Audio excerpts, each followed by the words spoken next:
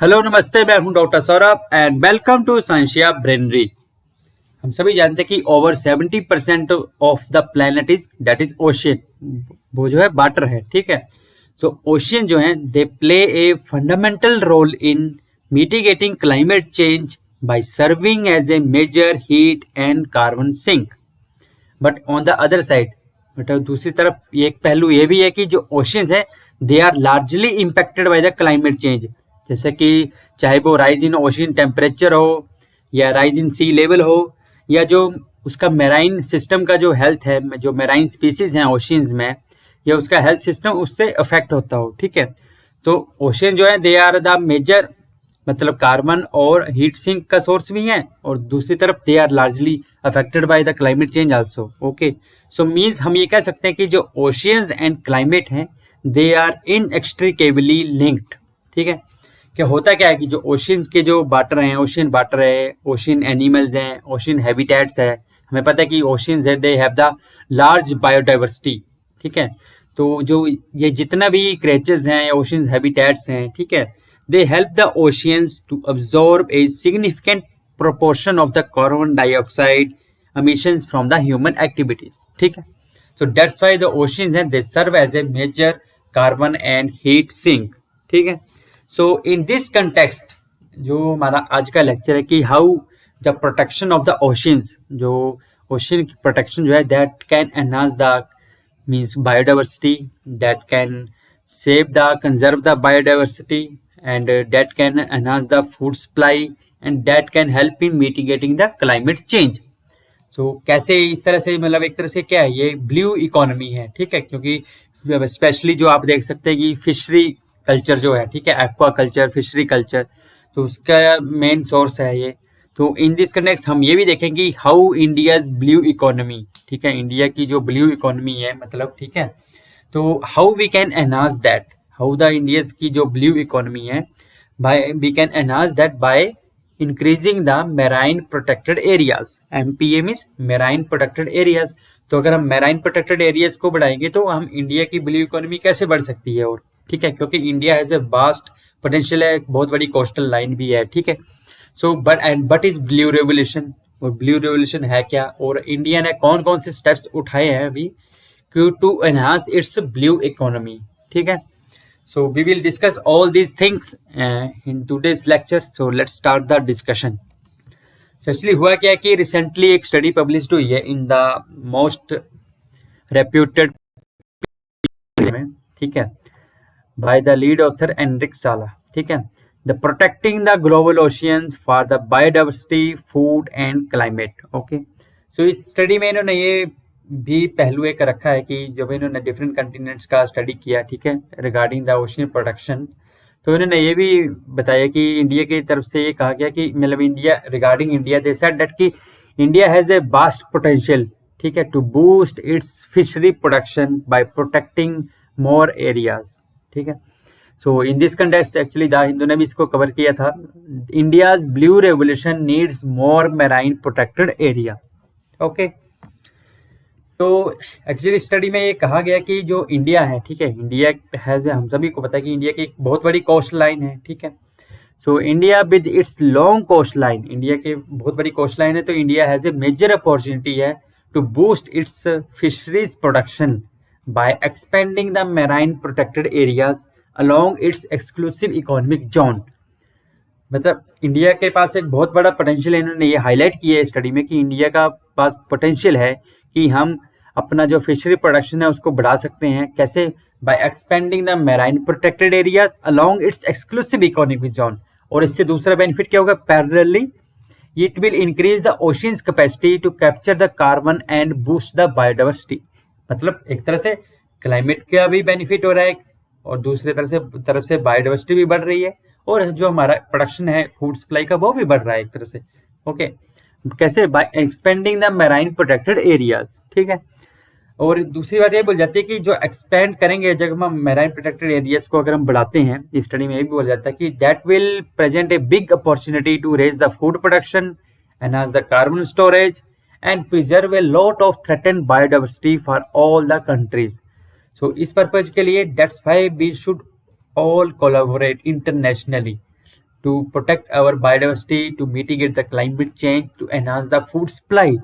Okay तो जैसे कि हम बात कर रहे थे कि मैराइन प्रोटेक्टेड एरियाज के बात करें कि होते क्या है मैराइन प्रोटेक्टेड एरियाज।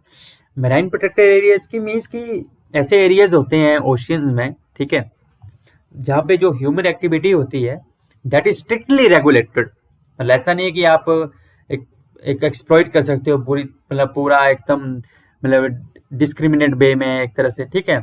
तो चाहे वो मैराइन रिसोर्सेज हैं, चाहे वो, ठीक है, दूसरा एक्सप्लोरेशन एक्टिविटीज हैं। सो जो marine protected areas where the human activity is strictly regulated actually, ठीक है।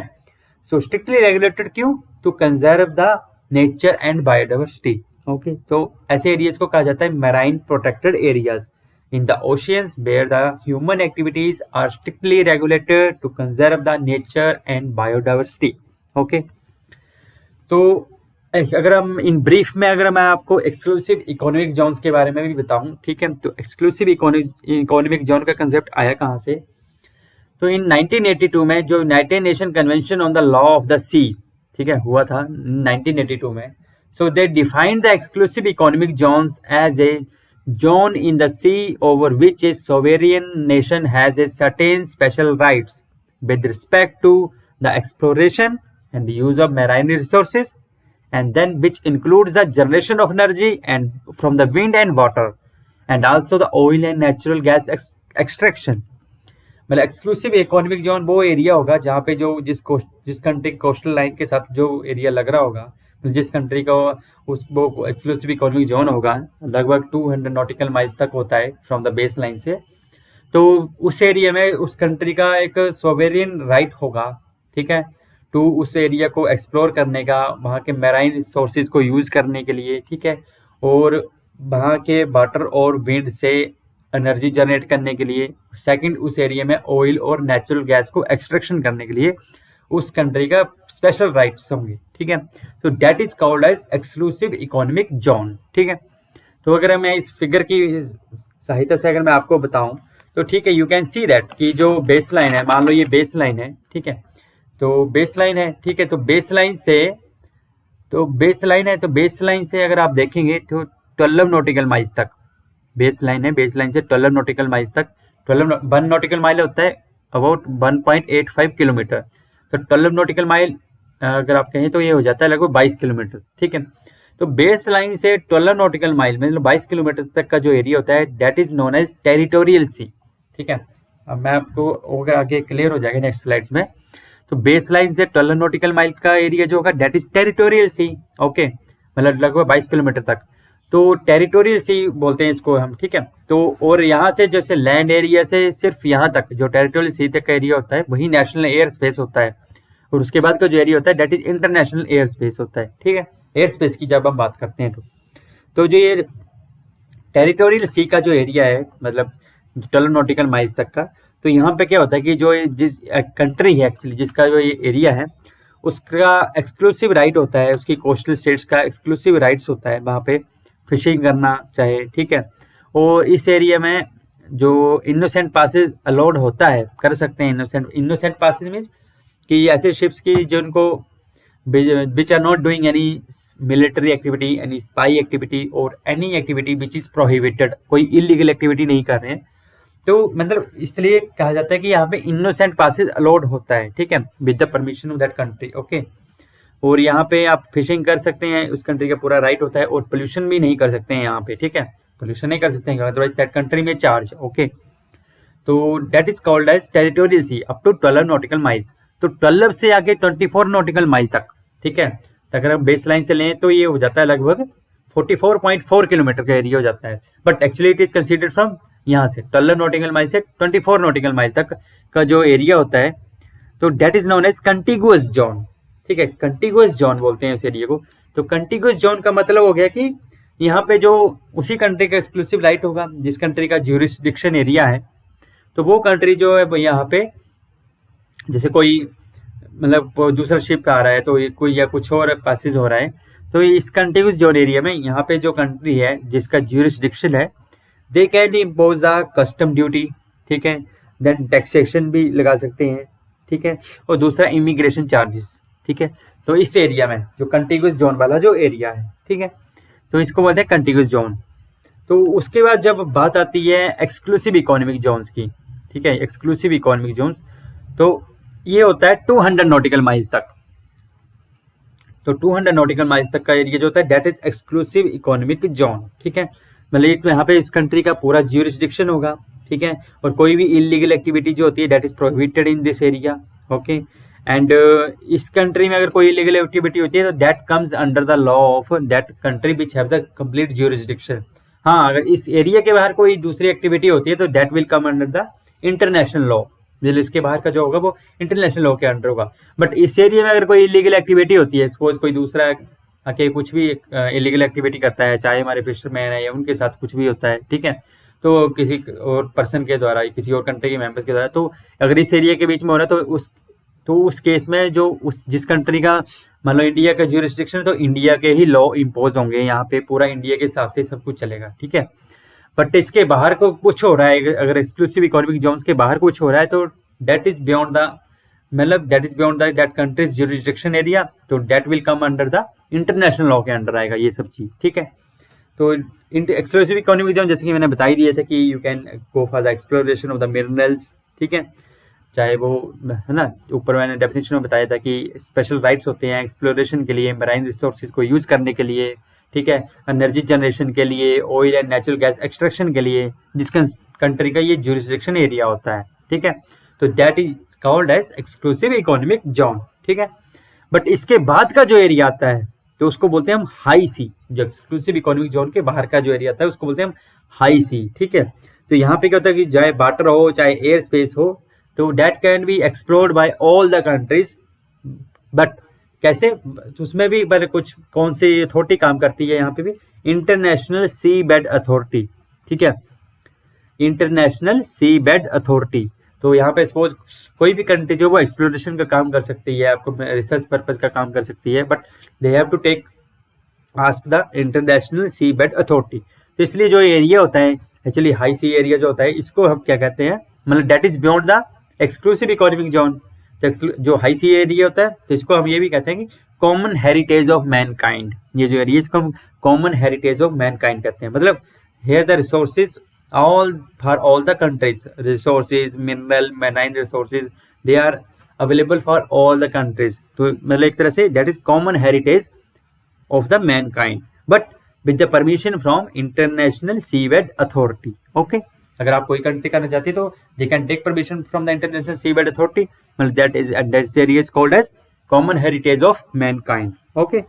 सो आई होप आपको ये समझ आ गया होगा कि but is exclusive economic zone, but is territorial sea, but is contiguous zone, okay.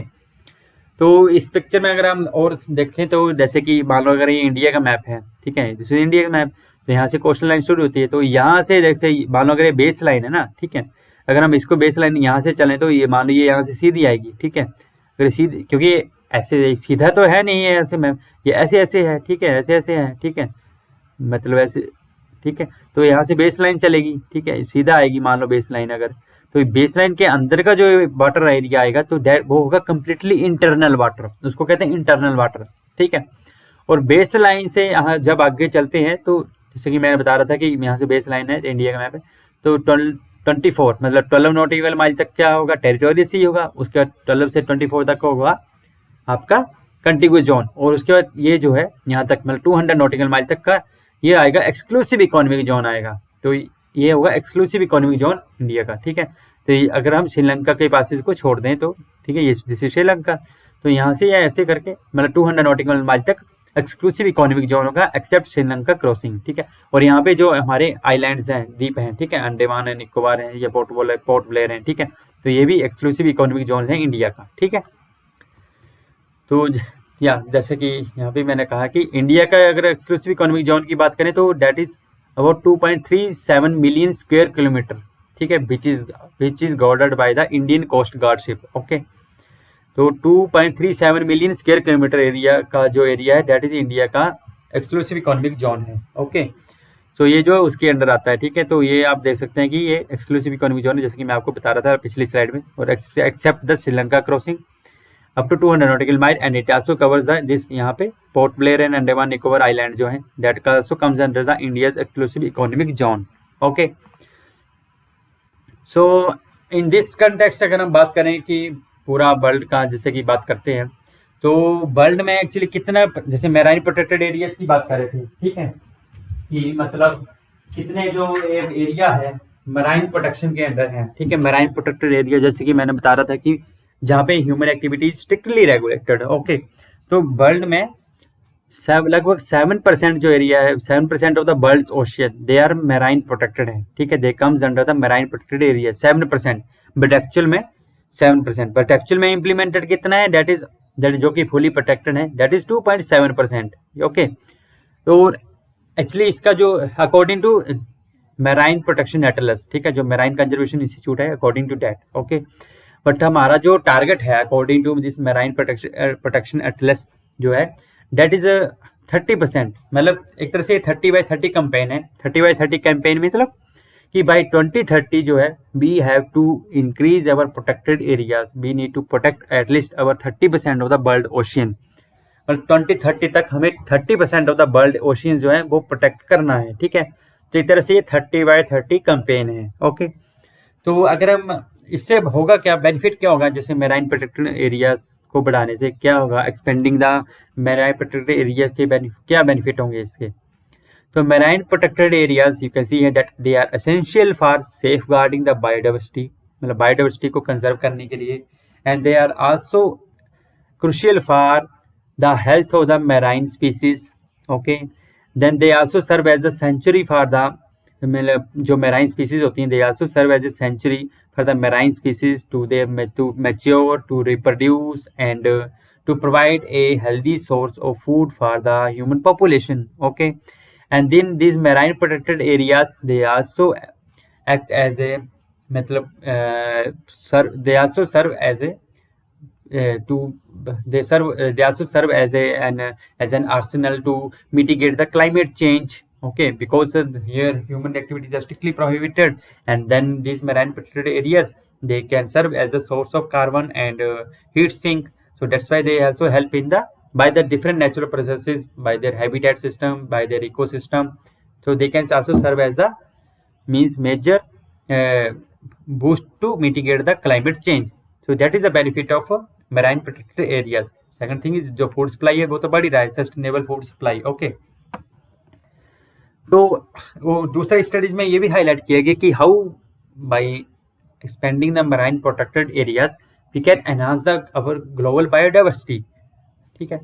तो in this study the authors they have reported that कि 90% since 90% of the top 10% priority areas for the marine diversity protection are located within the 321 kilometer exclusive economic zone of the countries. Okay, so 90% of the top 10% priority areas for the marine biodiversity protection, they are under the 321 kilometer exclusive economic zones of the countries. Okay, so this means the countries have the jurisdiction. Okay, so countries can they impose the laws, they have the rights to expand the marine protected areas. That's why they have suggested in this study that we should increase our marine protected areas.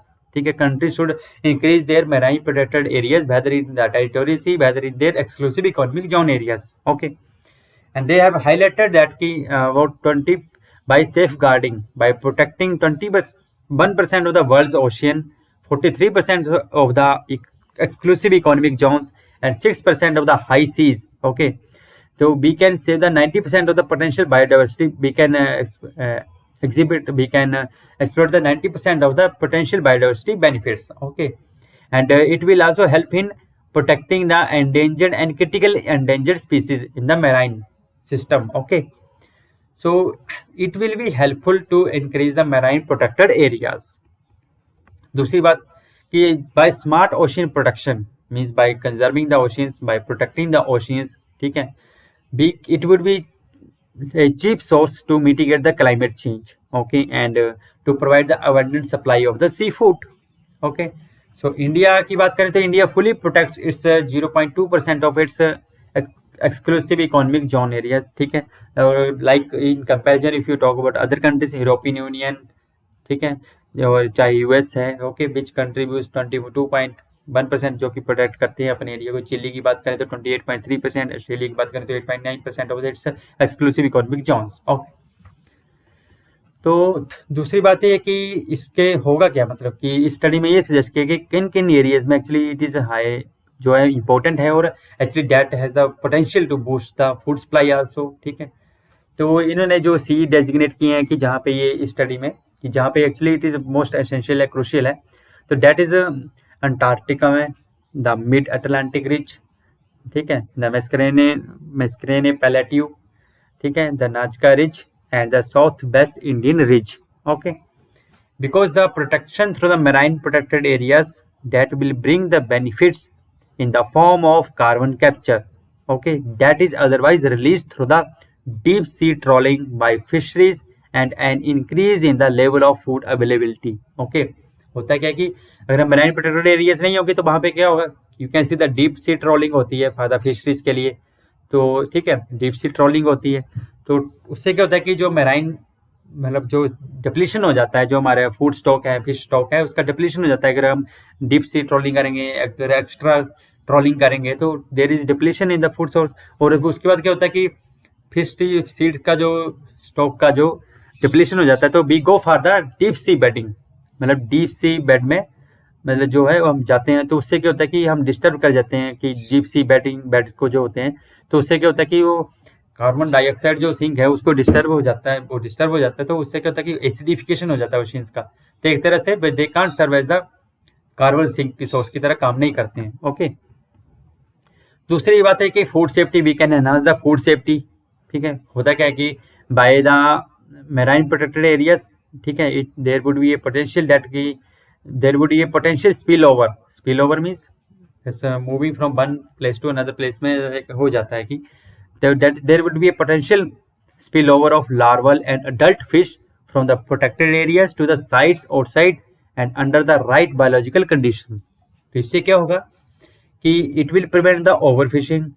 ठीक है, तो overfishing, actually overfishing से क्या होता है, it depletes the stocks in many sea, it has already depleted the stocks in the many seas, overfishing, but by the marine protected areas it has been estimated that we can increase the food stock of a marginally at least to 5.2 million metric ton। okay, then अगर हम India के potential की बात करें, ठीक है, तो in this study they have highlighted that India has a vast potential to enhance its fishery production and to conserve the climate change, to mitigate the carbon dioxide emissions by the deep sea trawling, okay, and other human activities। so India has a high boost potential. Okay, India से high vast potential है। ठीक है, तो means India would, they have highlighted in this study कि India would benefit relatively more than others for reaching the global conservation objectives if we enhance our marine protected areas। okay, and another thing is we need the international collaboration in this aspect which would ensure a fair distribution of cost, because हम देख सकते हैं कि there is a काफ़ी variation होता है cost में और कॉस्ट एंड बेनिफिट्स में नेशंस के बीच में, तो that's why we need a international collaboration which would ensure a fair distribution of the cost among all the nations that would benefit from a healthy ocean, and India is one of the top countries that will benefit greatly from the fisheries reform by enhancing the marine protected areas, because they will help in improving the fishery sector in India, in addition to improving the biodiversity and protecting the carbon stock। so India has a boost potential, they have highlighted in the study। अगर हम बात करें तो India के खुद के efforts की बात करें तो we all know about the blue revolution. ठीक है, नीली क्रांति। ठीक है, the blue revolution in the fishery sector, it was launched in the 1985 to 1990 during the 7th 5-year plan में। okay, the main objectives of blue revolution were to develop, manage and promote the fisheries to double the farmer income। okay, तो in this context recently, अगर हम बात करें recently 2019 में ही special ministry बनाई गई है इसके लिए, अभी 2019 में मई, in the month of May, you can see here the ministry of fisheries, animal husbandry and dairying. ठीक है, एंड उसके अंदर में एक डिपार्टमेंट है, department of animal husbandry and dairying. ठीक है, डेयरी। ओके, तो इसके लिए स्पेशल मिनिस्ट्री बनाई गई, ministry of fisheries, animal husbandry and dairying is a dairy की जो है is a newly formed ministry in India and it was formed in May 2019 by Government of India. And you can see that जो श्री गिरिराज सिंह जी हैं, they are the Honorable Minister of Fisheries, Animal Husbandry and Dairy, जो union minister हैं, और doctor Sanjeev बल्यान जो हैं वो जो है ऑनरेबल मिनिस्टर ऑफ स्टेट हैं of the fisheries, and honourable minister of state of fisheries एक और हैं जो कि हैं श्री प्रताप चंद्र सारंगी। ओके, तो यूनियन मिनिस्टर हैं श्री गिरिराज सिंह इस मिनिस्ट्री के, ठीक है। न्यूली फाउंड मिनिस्ट्री है, 2019 में बनी थी। ओके, तो इन दिस कंटेक्स्ट अगर हम बात करेंगे India but are the steps of India, तो owing to massive coast line of India की बहुत बड़ी कोस्ट लाइन है, लगभग ओवर 8000 किलोमीटर, ठीक है, and a vast network of rivers, the fisheries have always played a significant role in India's economy. Okay, और इसके ऊपर डायरेक्टली हम बात करें तो more than 2.8 crore people they are directly dependent on this fishery sector. Okay, so means that fishery sector, it provides the livelihood to more than 2.8 crore people within the country, and according to Economic Survey of India 2019 to 2020 की report के according to Economic Survey of India, it was estimated that only 58% of the country's inland potential has been tapped so far. मतलब अभी there is more we need to tap. Okay, तो अभी तक हम बात करें तो 58% ही पोटेंशियल जो टैप किया गया है अभी तक, ठीक है। Means in this context we can say that India has a really a vast potential, ठीक है। तो अगर हम 2019-20 की बात करें तो देयर वाज, अगर फिश इसकी बात करें फिश प्रोडक्शन की, there was a production of 142 lakh tonne, ठीक है, and which was in means India produce 8% of the global share, मतलब ग्लोबल फिश प्रोडक्शन में इंडिया का 8% शेयर था 2019-20 में। कितनी प्रोडक्शन थी? 142 lakh tonne. Okay, and during the same period, okay, India's fishery export stood at the RS 46,000 crore and which constitute about 18% of India's agriculture export. So that was from fishery sector. Okay, and another thing is that in keeping with the view, you know that United Nations has 17 sustainable development goal. So in light of that, to accomplish the sustainable development goal of the United Nations, the effective governance of blue economy, it would mean striking a balance between effectively utilizing the fisheries to meet the consumer demands and sustain the livelihood of fishing communities on one hand and preserving the ecosystem on the other hand, ठीक है। तो that's why the effective utilization or effective management of the blue economy is a must, because that will means enhance the food supply, also means that will meet the demand of consumer. Then जो fish communities हैं which are directly dependent on the fishery sector, ठीक है, for their sustainable livelihood. And another thing is we will protect our ecosystem, marine ecosystem, we will protect our biodiversity, we will protect our climate also. Okay, so in this context, the central government actually provided a grant of 50,000 crore for the next 5-year plan. They have granted a 50,000 crore grant for the next 5 years. Okay, तो recently आपको हमें ये भी पता है कि recently जो blue revolution scheme जो थी वो लॉन्च की गई थी, तो वो कंप्लीट हुई अभी, तो 2015-16 में लॉन्च की गई थी, तो अभी वो उसका कंप्लीशन हो गया। तो ब्लू रेवोल्यूशन स्कीम थी जिसके अंडर की लार्जेस्ट 3000 करोड़ जो थे वो प्रोवाइड किए गए थे, and it had made the vital contribution toward the fishery sector development. And more recently, in the last year, on the 10th of September 2020, the Prime Minister Narendra Modi, he launched the Pradhan Mantri Matsya Sampada Yojana, okay, PMMSY. So on 10th of September 2020, Pradhan Mantri Matsya Sampada Yojana, okay, it was launched by the Honorable Prime Minister of India with the investment of over 20,000 crore for the 5 years toward the development of fisheries sector, ठीक है। तो there is a dedicated website for this Yojana. Okay, Pradhan Mantri Matsya Sampada योजना कब launch की गई थी? 10th of September 2020 को। Okay, so it comes under the ministry of fisheries, animal husbandry, dairy, okay, government of India.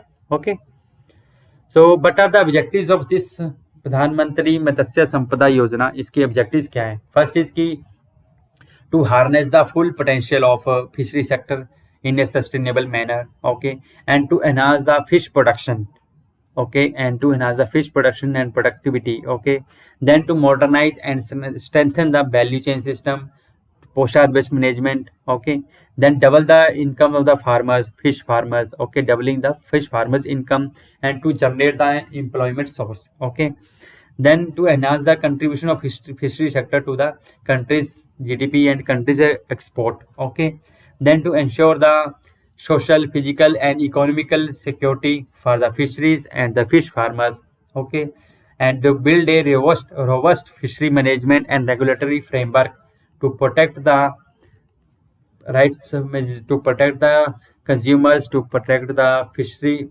farmers, which who have a direct livelihood on this fishery sector, and to protect our climate, to conserve our biodiversity, okay. तो इसके target क्या हैं इसकी scheme के, तो target क्या की अगर हम बात करें तो to increase the fish production, ठीक है, विच वाज इन 2018-19 में कितनी थी 13.75 मिलियन मीट्रिक टन.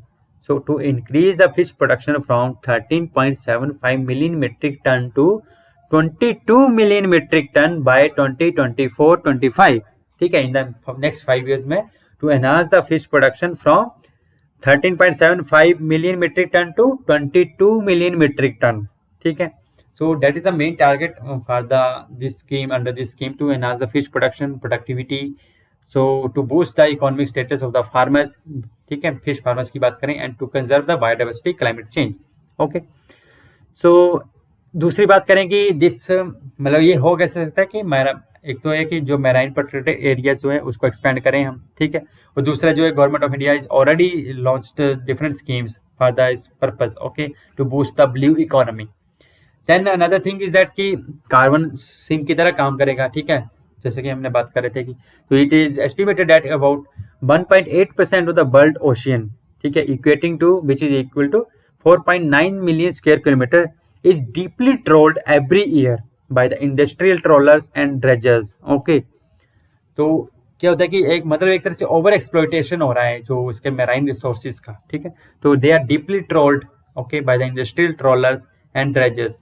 तो इससे क्या होता है कि they are destabilizing the sediments containing the organic carbon, and जो सी बेड में जो सेडिमेंट्स होते हैं जिसमें ऑर्गेनिक कार्बन सिंक होता है, ठीक है, तो वो क्या एक तरह से क्या कर रहे हैं उसको डिस्टेबलाइज कर रहे हैं, and that leads to remineralization of the sedimentary carbon into the carbon dioxide and thereby acidification of the ocean. तो एक तरह से कार्बन डाइऑक्साइड एसिडिफिकेशन हो जाता है ओशियंस का, and it reduces the capacity of the ocean to absorb the atmospheric carbon dioxide, ठीक है, over exploitation, deep sea trawling, okay, by the industrial trawlers and dredgers. So एक तरह से this is harmful for the climate also, because on the other side serving as a source of the carbon sink, but हो क्या रहा है, उल्टा हो रहा है कि we are doing the more over exploitation, ठीक है, बाय द इंडस्ट्रियल ट्रोलर्स. तो उससे क्या हो रहा है कि जो डीप सी जो है हमारे जो डिस्टेबलाइज हो जा रहे हैं जो सेडिमेंट्स हैं, ठीक है, इन द ओशियंस में विच कंटेन्स ऑर्गेनिक कार्बन, ठीक है, and which is leading to the acidification of the oceans. और इंडिया की बात करें तो India's bottom trawling for the fisheries is thought to be responsible for annual carbon dioxide emissions of और the order of लगभग 28 lakh turns, ठीक है. उसी तरह दूसरी कंट्रीज की बात करें तो ब्रिटेन है चाहे चाइना है, हालांकि इनके कंपेरेटिवली कम है, बट स्टिल जो बॉटम ट्रोलिंग हो रही है इंडिया की तरफ से भी, तो डेफिनेटली इन दिस वे कि हम देख सकते हैं कि how beneficial it is to enhance the marine protected areas, ठीक है. तो creating, that's why we can say that creating MPS means marine protected areas, it would stop large scale dredging up of carbon laden sediments and with the potential to reduce the emissions, okay.